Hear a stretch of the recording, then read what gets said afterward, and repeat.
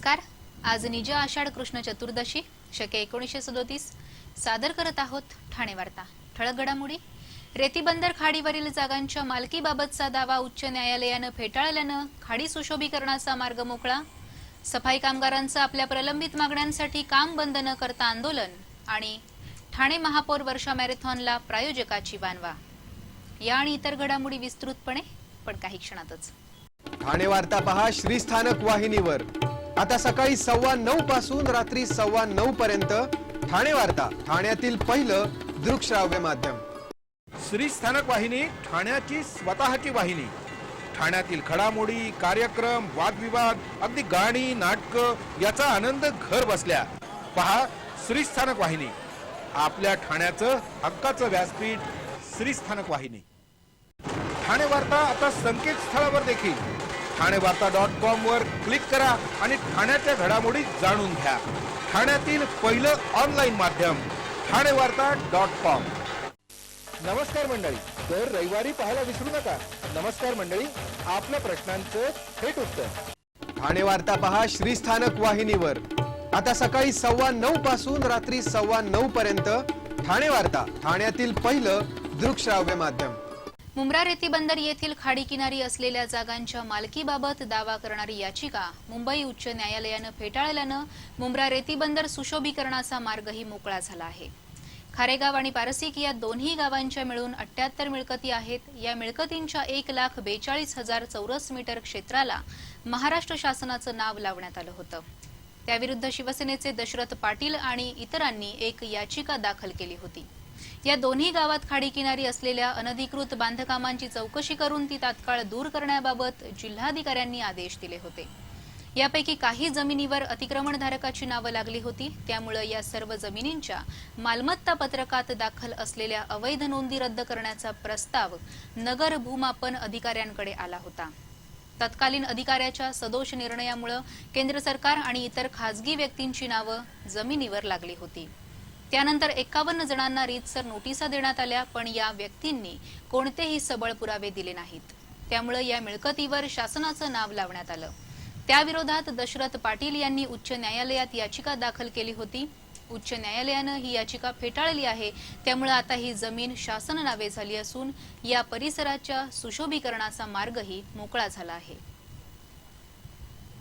ठाणे मुलुंड दरम्यान विस्तारित रेल्वे स्थानकाला मंजुरी द्यावी अशी मागणी खासदार राजन विचारे यांनी संसदेमध्ये शून्य प्रहरात चर्चा करताना केली।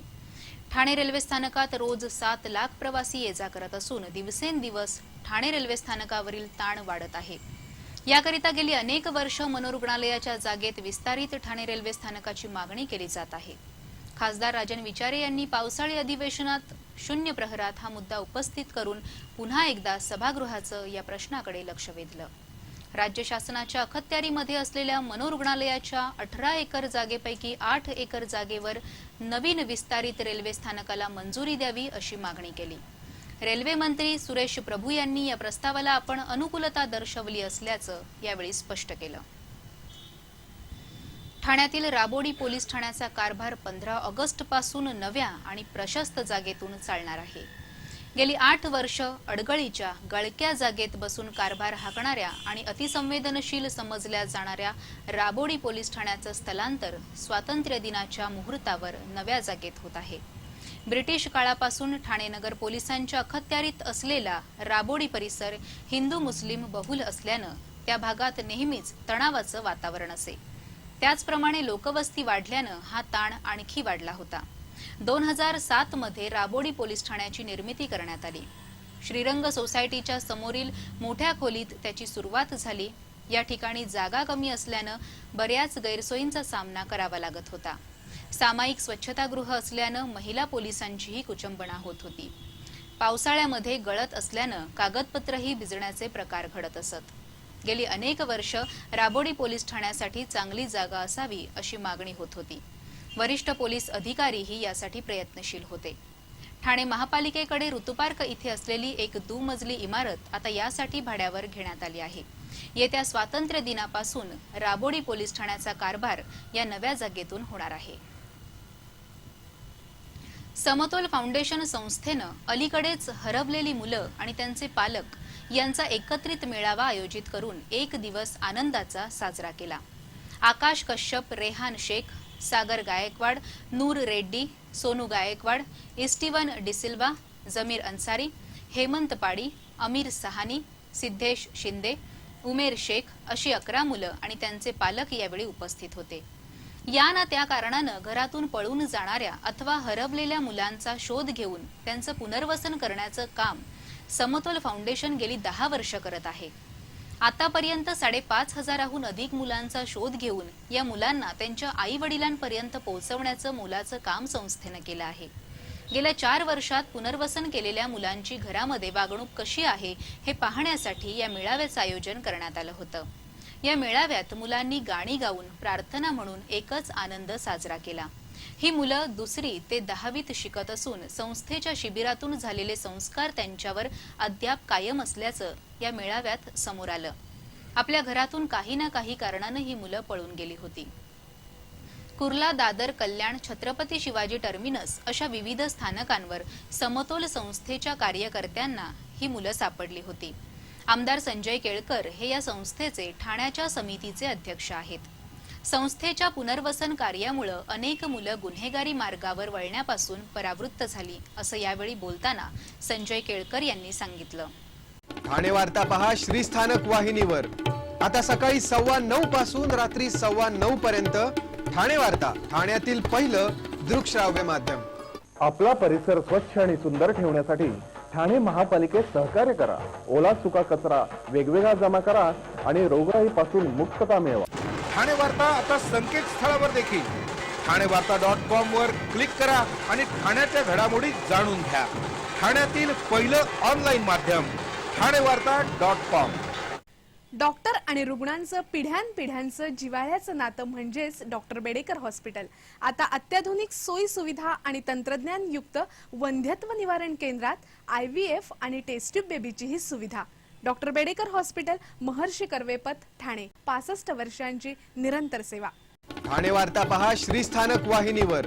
आता सकाळी 9:15 पासून रात्री 9:15 पर्यंत ठाणे वार्ता, ठाण्यातील पहिलं दृकश्राव्य माध्यम। ठाण्यातील मेघना साने यांच्या कोवळी उन्हे या बहुरंगी कार्यक्रमाचा 201वा कार्यक्रम लंडन येथे होणार आहे। एकाच व्यक्तीनं साहित्याचे विविध प्रकार लिहिणे आणि सादर करणे हे कोवळी उन्हे या कार्यक्रमाचं वैशिष्ट्य आहे। या कथाकथन, काव्यगायन, एकपात्री किस्से असलेल्या कार्यक्रमाचं सादरीकरण महाराष्ट्र, बडोदा, दिल्ली, अमेरिका, इस्रायल अशा विविध ठिकाणी झालं आहे। आता 201वा प्रयोग लंडनच्या महाराष्ट्र मंडळाच्या हॉलमध्ये 19 ऑगस्ट रोजी होणार आहे। ठाणे महापालिकेच्या घंटागाडीवर काम करणाऱ्या सफाई कर्मचाऱ्यांनी काम बंद न करता आपल्या प्रलंबित मागण्यांसाठी आंदोलन सुरू केलं असून 10 कामगारांनी सुरू केलेल्या आमरण उपोषणाचा 4था दिवस आहे। ठाणे महापालिकेच्या घंटागाडी प्रकल्प आणि रस्ते सफाईसाठी 1400 कंत्राटी कामगार आहेत। 2006 पासून या कामगारांना किमान वेतन कायद्यानुसार वेतन, सानुग्रह, अनुदान, भविष्य निर्वाह निधी, विमा, पगारी रजा आणि इतर सुविधांसाठी 46% लेव्हीची रक्कम कागदोपत्री वाढवून देण्यात आली। यातील 6% रक्कम ही भरपगारी रजेसाठी होती। वर्षभरात 21 दिवस भरपगारी रजा मिळते। या भरपगारी रजेची 2008 ते 2013 या कालावधीत 5 कोटींची थकबाकी झाली। कामगारांनी यावर वारंवार मागणी करूनही ही रक्कम गेल्या 8 वर्षापासून अद्यापही मिळालेली नाही। कामगारांनी 31 मार्च 7 एप्रिलला आंदोलन करूनही आश्वासनापलीकडे कामगारांना काही मिळालं नाही। त्यामुळे हा प्रश्न मार्गी लावण्यासाठी 10 कामगारांनी 10 ऑगस्ट पासून बेमुदत उपोषण सुरू केलं आहे। काँग्रेसचे गटनेते संजय घाडीगावकर यांनी आंदोलकांची भेट घेऊन प्रशासनाला धारेवर धरलं। कामगारांच्या या प्रश्नावर तातडीनं तोडगा न निघाल्यास आयुक्तांच्या दालनासमोर उपोषणास बसण्याचा इशारा संजय घाडीगावकर यांनी दिला आहे। डॉक्टर बाबासाहेब आंबेडकरांना हिंदू विरोधी ठरवण्याचा कट करणाऱ्या गुजरात सरकारच्या निषेधार्थ राष्ट्रवादी काँग्रेसचे आमदार जितेंद्र आव्हाड यांच्या नेतृत्वाखाली ठाण्यात आंदोलन करण्यात आलं। डॉक्टर बाबासाहेब आंबेडकर यांनी नागपूर येथे बौद्ध धर्माचा स्वीकार केला। त्यावेळी झालेल्या सामूहिक धर्मांतरादरम्यान आंबेडकरांनी आपल्या अनुयायांना 22 प्रतिज्ञा दिल्या होत्या। या प्रतिज्ञांचा समावेश असलेल्या पुस्तकावरच आक्षेप घेण्यात आला होता। गुजरातमधील दलित विचारवंत P.A. परमार यांनी लिहिलेल्या या पुस्तकाच्या 4 लाख प्रती वितरित करण्यात आल्या आहेत. राष्ट्रीय महापुरुष भारतरत्न डॉक्टर बाबासाहेब आंबेडकर असं नाव असलेल्या या पुस्तकावर गुजरात सरकारनं बंदी घातली आहे. सरकारच्या सामाजिक न्याय विभागानं बाबासाहेबांच्या 125व्या जयंतीचं औचित्य साधून 5वी ते 8वीच्या मुलांना हे पुस्तक अभ्यासासाठी ठेवलं होतं. मात्र या पुस्तकात हिंदू धर्मविरोधी मजकूर असल्याचा आक्षेप घेत हे पुस्तक मागे घेण्यात आलं. या कृतीमुळे डॉक्टर बाबासाहेब आंबेडकरांचा अवमान झाला. त्यामुळे गुजरात सरकारनं देशाची माफी मागावी अशी मागणी करत हे आंदोलन करण्यात आलं. यावेळी कार्यकर्त्यांनी गुजरात सरकारच्या प्रतिकात्मक फलकाची होळी करून जोरदार घोषणाबाजी केली. ठाणे महापौर वर्षा मॅरेथॉन ही स्पर्धा दरवर्षी काही ना काही वादानं गाजत असते. यंदाही ही स्पर्धा निधीच्या कमतरतेअभावी गाजण्याची चिन्ह आहेत. महापालिकेचा मुख्य आर्थिक स्रोत असलेला जकात शासनानं रद्द केल्यामुळे पालिकेची आर्थिक स्थिती दोलायमान आहे. जकातीच्या ऐवजी सुरू करण्यात आलेला स्थानिक संस्था करही रद्द होणार म्हणत व्यापाऱ्यांनी भरणं टाळलं.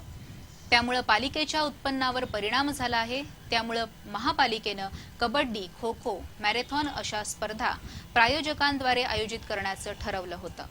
पण पालिकेला प्रायोजकच मिळत नसल्याची कबुली महापौर संजय मोरे यांनी दिली आहे. गेल्या वर्षी या स्पर्धेतील स्पर्धकांना टाइम चिप दिली जाणार होती. पण 2.5 लाखांच्या टाइम चिपसाठी निधी उपलब्ध न झाल्यानं ऐनवेळी टाइम चिप देण्याचं बारगळलं होतं.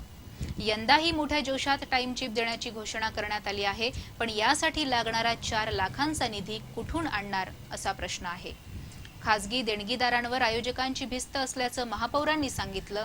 त्यामुळे यंदा तरी टाइम चिप मिळणार का याबाबत साशंकता व्यक्त होत आहे.